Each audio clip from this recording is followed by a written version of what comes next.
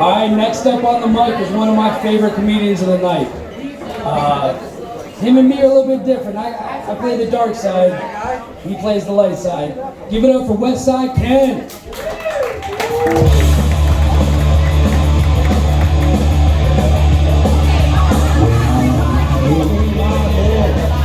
I want to grow up.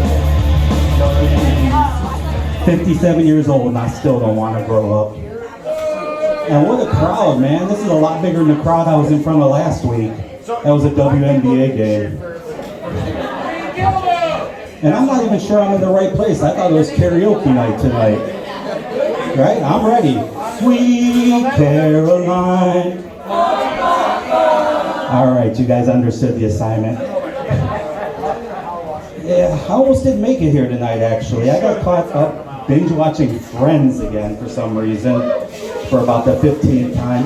And a commercial, I'm watching Friends, and a commercial for Hennessy came on during Friends. Think about this, Hennessy during Friends. It'd be like a Busch Light commercial coming on during Martin or Living Single. Brian was talking about texting and his Who uses talk to text, right? I use it almost exclusively. Then this happened, this is a true story, this happened to me the other day. I was calling somebody and I was leaving a voicemail and I said, hey, this is Ken Bussler, you called me earlier, period. Can you give me a call back, comma? So I'm talking like it's, like I'm doing talk to text, but anyways. All right, just bear with me because I am a little bit off my game tonight. I'm not feeling so well. The funny thing is I only get sick Monday through Friday. I think I have a weekend immune system. And just for you guys, I went out and I got a nice haircut, got my beard trimmed, and then I paid $80 to get my chest waxed. Yeah, that was a huge ripoff. That's one of them grenade jokes, man. It takes a few seconds to land. I don't know, man. Last weekend, I love doing comedy. I haven't been doing it that long, but last weekend I actually placed 8th in a comedy competition. Yeah, well, there was only 5 contestants. The bartender and 2 of the waitresses were funnier than me, I guess. Speaking of waitresses, again, let's make sure we give it up for them. Woo, come on. Tip them well. Some of them still owe payments on their tattoos. I don't know. I am divorced. I was married for 22 years, and she got tired of me when my son went away to college. Now, I found out I was dense. I had no idea that we were in trouble, but I should have known something was up when she started sleeping in a separate bed, 6 miles away, at her boyfriend's house. That's when I knew we were in trouble. But it turned, I found out later she wanted a bad boy. Look at me, I'm not a bad boy. I'm just plain, boring, vanilla Kenny. I was never a tough guy, never a bad boy. I never even crossed against a traffic light. I never tore the tags off mattresses. But divorce changes you. Now I'm banned from the original mattress factory. I never did drugs, but just a couple weekends ago I tried marijuana. It was at my grandson's birthday party at Chuck E. Cheese. I was in that ball pit for like 20 minutes. So I've taken to liking it. I haven't smoked it too often, but the last time was actually about 15 minutes ago. Oh man, like I said, divorce changes you, man. It just turns you into a different person. This is a safe space, right? We can talk. Yeah. I went a little crazy after my divorce, okay? I went out, I got some tattoos, I got the Ukraine, Stand With Ukraine, my birth year. I got an owl on my leg, I call him Be Back. Owl, be back. Then I got Roddy Piper, The Rock, and Hulk Hogan on my thigh, because I suffer from wrestler's leg syndrome.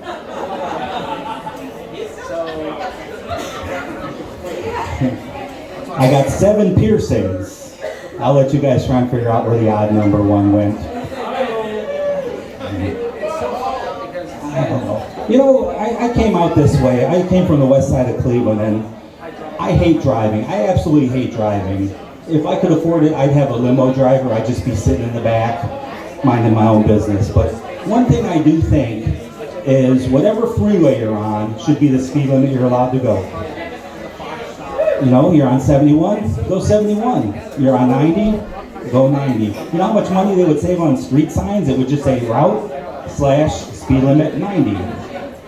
I did see a sign, it was actually funny. It was the next intersection from where Paul saw his pickle sign. I saw one that had these two little kids and they were dressed up as construction workers. Have you guys seen this one? There's two kids and they say, "Slow down, my mommy works here." And I'm sitting here thinking, why would somebody build a kitchen in the middle of the freeway?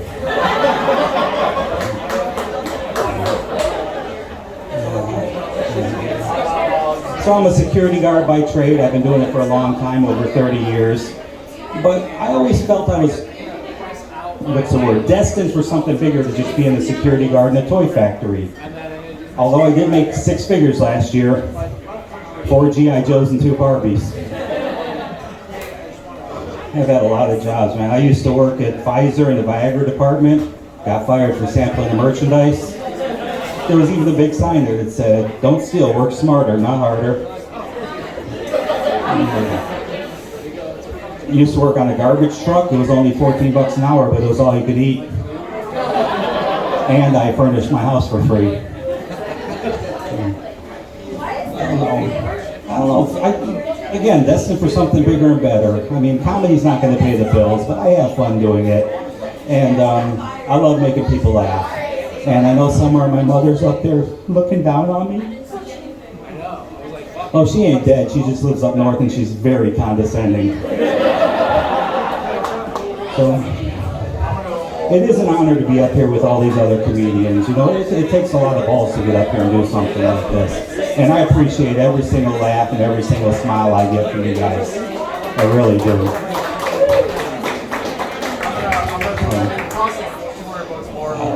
One thing I did do for myself after I got divorced was I bought myself a Jeep. I wanted a Jeep since I was a kid.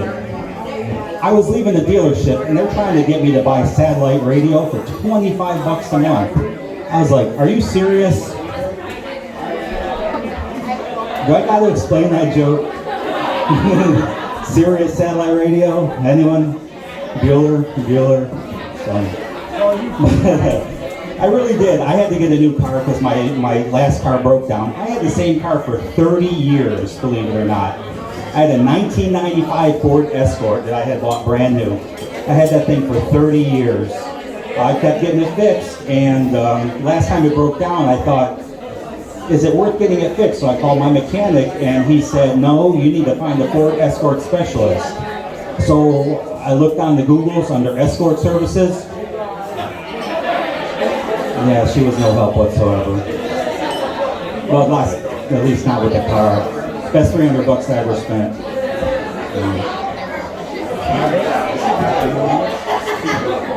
So, you know, I invited some friends out here, and they never showed up. That kind of sucks, you know. I got some people that I know come out here, but I had a friend call me this morning and said she couldn't make it. She promised, I'll be there. She's a roofer, actually, a construction roofer. Any other female roofers in here? Come on, all the shingle ladies, put your hands up. She does have an alcohol problem, dyslexia, so she woke up this morning with an overhang.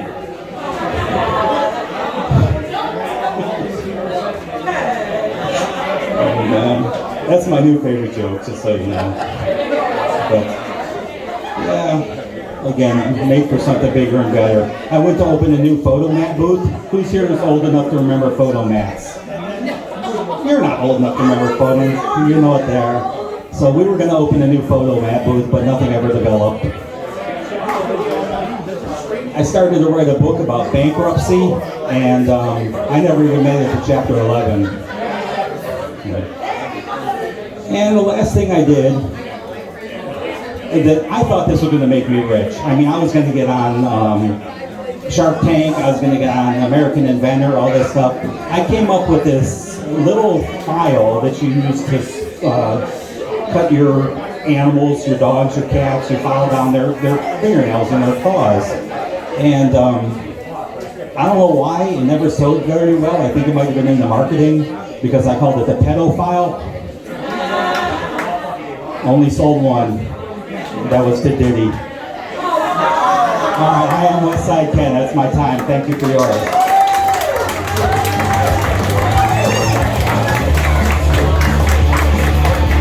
Westside Ken.